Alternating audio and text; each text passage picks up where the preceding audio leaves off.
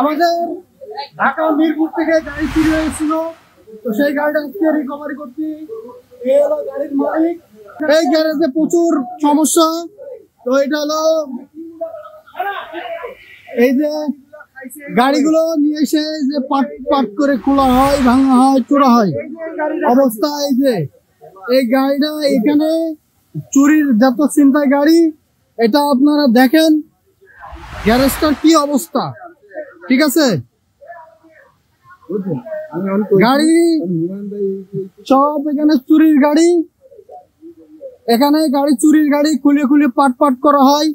হ্যাঁ, আপনারা দেখতে পাচ্ছেন গ্যারেজ এখানে গাড়ি, আমাদের গাড়ি চিন্তায় চুরি হয়েছে মিরপুর থেকে, আমরা উদ্ধার করছি। আমাদের এখানে কোম্পানির স্টিকার সেটা উঠে ফেলেছে, তারপরে ব্যাটারি এগুলো সব ব্যাটারি সব খুলে ফেলেছে। তো এই গ্যারেজে তো সব চুরির গাড়ি, চিন্তায়ের গাড়ি।